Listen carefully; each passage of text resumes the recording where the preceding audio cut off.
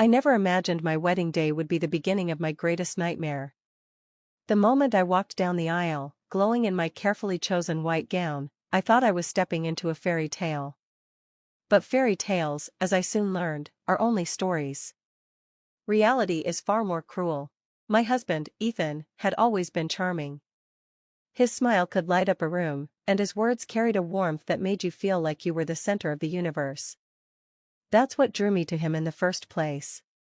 But standing there at the altar, I couldn't shake the icy glances from his mother, Vivian, and his older sister, Lila. They sat in the front row, whispering to each other as if sharing some inside joke. My stomach twisted.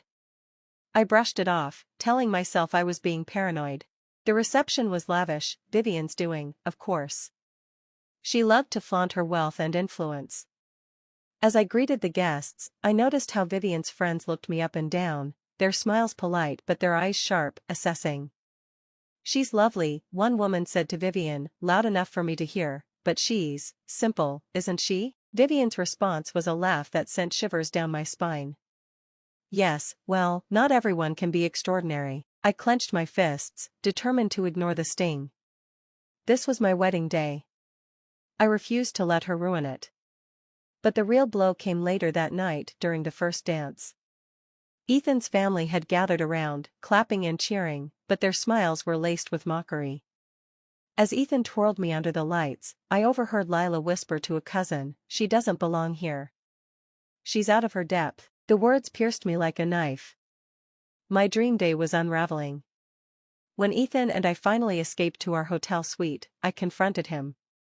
"Your family, they don't like me, do they?" He sighed, running a hand through his hair. "Don't let them get to you, Kate. They're just protective." Protective? They were mocking me, Ethan. Right there in front of everyone. He kissed my forehead, his tone dismissive. "You're overthinking it. Let's just enjoy tonight." But I couldn't enjoy it.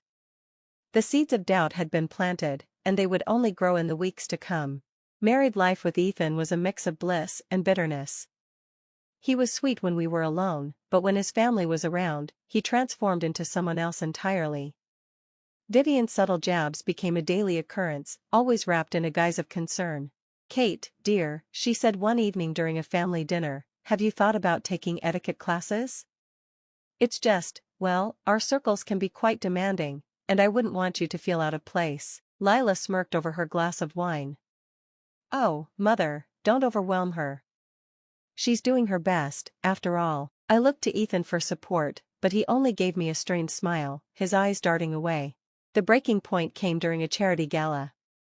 Vivian had insisted I attend, even though I felt like a fish out of water among the glittering gowns and polished smiles. As I stood awkwardly by the bar, I overheard Vivian speaking to a group of donors. "She's sweet," she said, her voice dripping with condescension, "but honestly, I expected Ethan to choose someone more refined." Laughter erupted from the group, and my face burned with humiliation. When I confronted Ethan that night, his response was infuriating. "They don't mean anything by it," he said, brushing off my tears. "You're taking it too personally." Despite everything, I tried to fit in. I took Vivian's advice, attending etiquette classes and investing in designer clothes, hoping to earn their approval. But nothing was ever enough. Every effort I made was met with more criticism. One evening, as I sat alone in our apartment, staring at a photo from our honeymoon, something inside me snapped. Why was I bending over backward for people who clearly despised me? Why wasn't Ethan standing up for me? I realized then that I couldn't keep living like this. If they wanted a fight, I would give them one. From that moment of realization, my resolve hardened. I wasn't going to let Vivian, Lila, or anyone else in Ethan's family dictate how I lived my life, or how I felt about myself. If they wanted me to fail, I would give them the fight of their lives. But I quickly learned that standing up to them would come with devastating consequences. My first act of defiance was at a family brunch Vivian hosted at her sprawling estate. The theme was old Hollywood glamour, and I arrived dressed to the nines in a sleek black gown with vintage pearls, channeling Audrey Hepburn. When I walked through the door, all heads turned, and for a moment, I thought I'd won a small victory. Vivian's smile was tight. "Oh, Kate, You made it. I wasn't sure you'd understand the theme. I returned her smile, equally icy. I never miss an opportunity to shine. Lila snorted into her mimosa, but I ignored her. As the brunch progressed, I held my ground, participating in conversations with poise and confidence. I could see their discomfort, Vivian's forced laughter, Lila's exaggerated eye rolls, but I felt empowered for the first time. Until, of course, they retaliated. After the meal, Vivian pulled me aside, her tone sweet but her words venomous. I know you're trying, dear, but perhaps it's best to let the more seasoned women handle the social dynamics.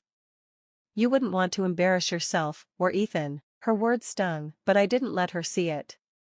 Thank you for the advice, Vivian, I said, my voice steady. But I think I'll manage just fine. The conflict with Vivian and Lila wasn't just between us, it seeped into my marriage.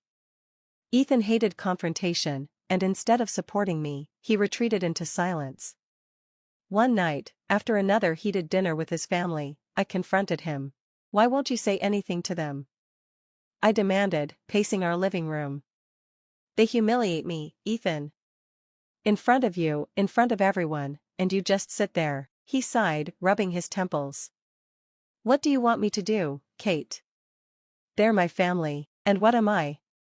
I shot back, my voice cracking. Am I not your family too? His silence was deafening. It became clear that I was on my own. Things escalated at Ethan's company gala, an event I had been dreading but couldn't avoid. Vivian and Lila were, of course, in attendance, along with the elite of the business world. I had meticulously prepared, wearing an elegant emerald gown and practicing conversation starters to hold my own. For most of the evening, I managed to avoid them. But as I stood by the buffet, chatting with one of Ethan's colleagues, I heard a familiar voice. She's charming, isn't she? Vivian's tone was syrupy sweet, but her words were daggers. It's just a shame she doesn't quite understand our world. Poor thing, she's trying so hard, Lila chimed in, her laughter sharp. It's like watching a child play dress-up. My heart sank as I realized they were talking about me. Worse, the colleague I was speaking to excused himself awkwardly, clearly uncomfortable with the spectacle Vivian and Lila were making. I couldn't take it anymore. Turning on my heel, I marched straight to their table. Is there something you'd like to say to me directly? I demanded, my voice trembling but firm. The room fell silent. Vivian looked up at me with feigned surprise. Kate, dear, what are you talking about? You know exactly what I'm talking about, I said, my hands clenched. You've been undermining me since the day I married Ethan. I'm done pretending it doesn't bother me. Lila smirked. Oh, sweetie, don't take things so personally. It's all in good fun. Fun? I echoed, my voice rising. Tearing someone down for your own amusement is fun to you? Before they could respond, I turned to Ethan, who had been standing frozen by the bar. And you, I said, my voice breaking, are you really going to just stand there and let this happen? He looked at me helplessly, his silence cutting deeper than any insult Vivian or Lila could throw.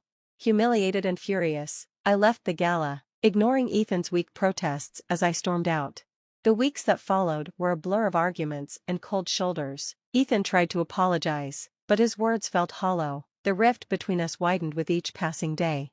One evening, as I sat on the couch scrolling through my phone, a headline caught my eye: Family feud at high society gala, daughter-in-law causes scene. My heart sank as I read the article, complete with quotes from anonymous attendees describing me as overly emotional and out of place. It didn't take a genius to figure out who had leaked the story. Furious, I confronted Ethan. Your family has crossed a line, I said, shoving the article in his face. Do you have any idea how humiliating this is? He looked at the article and sighed. Kate, you shouldn't have confronted them like that. You know how they are. I stared at him, incredulous. You're blaming me? They humiliated me, Ethan, publicly, and now they're spreading lies about me to the media. I'll talk to them, he said weakly, but I knew he wouldn't. For the first time, I started to wonder if I had made a mistake marrying him. Just when I thought I couldn't take it anymore, an unexpected lifeline appeared in the form of Ethan's younger brother, Adam. Unlike the rest of the family, Adam had always been kind to me, but he mostly kept to himself, avoiding the drama that surrounded Vivian and Lila. One afternoon, he called me out of the blue. I heard about the gala, he said, his voice sympathetic. I just wanted to say I'm sorry for how they treated you. It's not right. His words brought tears to my eyes. Thank you, Adam, that means more than you know. You don't deserve this, Kate, he continued, and you're not alone. If there's anything I can do, just let me know. For the first time in weeks, I felt a glimmer of hope. Maybe, just maybe, I wasn't as alone as I thought. In the weeks that followed, Adam's words lingered in my mind. I had been so consumed by Vivian and Lila's hostility, by Ethan's passivity, that I hadn't considered I might have allies, even within their family. That small spark of hope was enough to keep me going, though I wasn't sure where it would lead. It started with a conversation I didn't realize I needed. Adam invited me for coffee, a rare gesture that I accepted with hesitation. We met at a cozy cafe on the edge of town, far removed from the world of high society luncheons and gala drama. I don't get it, I admitted after we'd exchanged pleasantries. Why are you sticking your neck out for me? You're Vivian's son too. Adam stirred his coffee thoughtfully. You're right, I am, but I'm also tired of seeing her treat people like pawns in her game. You're not the first person she's tried to tear down, but you're the first one who stood up to her. His words both comforted and unsettled me. I don't feel like I'm standing up to her. Most days, it feels like I'm barely holding on. That's because you're fighting alone, he said simply. You shouldn't have to. Adam's support emboldened me in ways I hadn't anticipated. Together, we began to strategize ways to reclaim my dignity and stand up to Vivian and Lila. It wasn't about vengeance, it was about drawing boundaries and demanding respect. You can't play their game, Adam advised during one of our many conversations. They'll always have the upper hand, but you can change the rules. How? I asked, skeptical but intrigued. By showing them they can't control you. Start by building your own network, your own reputation. Show them, and Ethan, that you don't need their approval. It was a daunting idea, but the more I thought about it, the more it made sense. I had been so focused on fitting into their world that I had lost sight of my own strengths. It was time to change that. The first step was reconnecting with who I was before I met Ethan. I dusted off my old portfolio and began freelancing as a graphic designer, a career I had put on hold after our wedding. Slowly but surely, I rebuilt my confidence, landing a few small but meaningful clients. Vivian and Lila, of course, caught wind of my efforts and wasted no time belittling them. Oh, how quaint, Lila remarked at a dinner party. A little hobby to keep you busy. I smiled sweetly, refusing to take the bait. Actually, it's a full-time career, and it's going quite well. Thank you. Their barbs didn't sting as much anymore. I was learning to see them for what they were, insecure, manipulative women who thrived on making others feel small. But the real turning point came during yet another family gathering, a charity event Vivian was hosting at her estate. Adam had encouraged me to attend, not to prove anything to them but to myself. The evening started predictably enough, with Vivian and Lila playing their usual games of thinly veiled insults and backhanded compliments. But things escalated when Vivian, in a theatrical show of generosity, announced a sizable donation to the charity on behalf of the entire family. She then turned to me with a saccharine smile. Kate, dear, would you like to say a few words on behalf of Ethan and yourself? It was a trap, and I knew it. If I declined, I'd look ungrateful. If I accepted, I'd be stepping into her spotlight. But this time, I was ready. I took the microphone, my heart pounding but my voice steady. Thank you, Vivian, for your generous donation. I began. It's truly inspiring to see such support for a cause so close to my heart. I paused, meeting her gaze. In fact, Ethan and I have also made a contribution, one that reflects our personal values and priorities. Because at the end of the day, what truly matters is not just the size of the donation, but the sincerity behind it. The room erupted in polite applause, but the look on Vivian's face was priceless. For the first time, I had outmaneuvered her on her own turf. After the event, Ethan pulled me aside, his expression unreadable. Where did that come from? He asked, not unkindly. What do you mean? I replied, feigning innocence. You were so composed. Confident. It's not like you. I bristled at his words, but chose to see the silver lining. Maybe it's who I've always been, Ethan. You just haven't noticed. To my surprise, he didn't argue. Instead, he seemed thoughtful, almost introspective. It was the first time in months I felt like he was truly seeing me. In the days following the event, I continued to focus on my work and personal growth, refusing to let Vivian and Lila's antics consume me. Adam remained a steadfast ally, offering encouragement and advice when I needed it most. But the real breakthrough came when Ethan finally confronted his mother. "I'd been thinking about what you said at the event," he told me one evening. "And you're right. I've let them control us too much. That stops now." Hearing those words felt like a weight lifting off my shoulders. For the first time, it felt like we were on the same team. Vivian and Lila didn't change overnight, of course. But they began to sense that their grip on Ethan, and me, was loosening. I stopped engaging with their drama, and Ethan started standing up for me in small but meaningful ways. It wasn't a perfect resolution, but it was progress. And for the first time in a long time, I felt hopeful about the future. Vivian's control didn't dissipate easily.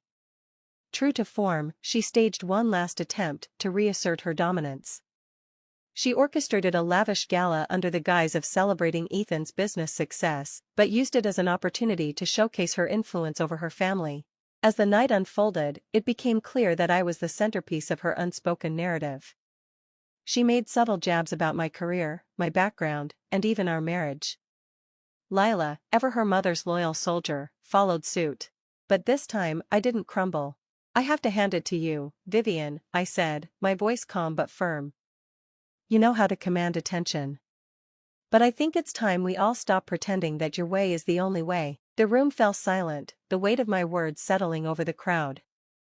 Vivian's eyes narrowed, her composure slipping for just a moment before she recovered with a brittle smile. "I only want what's best for my son," she replied, her tone icy. "And so do I said. "But what's best for him, and for us, is to build a life on our terms, not yours." To my surprise and relief, Ethan stepped forward, his hand gently resting on my shoulder. "Kate's right," he said, his voice steady. "It's time I stop letting you dictate how we live our lives. I love you, Mom, but we're building something together, and we need space to do that." Vivian looked as though she'd been struck. For years, she had wielded her authority without question, and now her son, the one she'd always counted on, was drawing a line. The power dynamic shifted in that moment, and everyone in the room felt it. Life didn't transform overnight, but the changes were palpable. Vivian and Lila, while still formidable, no longer had the same hold over us. They tested boundaries occasionally, but Ethan and I held firm, presenting a united front. My career flourished as I took on bigger projects and found a supportive community of peers and mentors. Ethan, inspired by my independence, started exploring ways to step out of his mother's shadow in his own professional life. Our relationship grew stronger too. We learned to communicate better, to lean on each other rather than pulling away when things got tough. The challenges we had faced together became the foundation for something deeper and more resilient. Adam remained a trusted confidant, offering wisdom and humor when we needed it most. He even helped bridge the gap between us and Vivian, softening her sharp edges over time. "She'll never admit it," Adam told me one day, "but she respects you. You stood up to her in a way no one else ever has." It wasn't the kind of victory I had once imagined, there were no dramatic apologies or sudden transformations. But I had learned that true strength didn't come from forcing others to change. It came from staying true to myself, no matter the opposition. One afternoon, as I worked on a new design project in the home office Ethan and I had renovated together, I paused to take it all in. The sunlight streaming through the windows, the hum of Ethan's laughter from the next room as he played with our dog, the quiet peace of knowing I was exactly where I was meant to be. The journey had been messy, painful, and at times overwhelming. But it had also been worth it. I had found my voice, my purpose, and a love that was stronger for the trials it had endured. I wasn't just surviving anymore, I was thriving.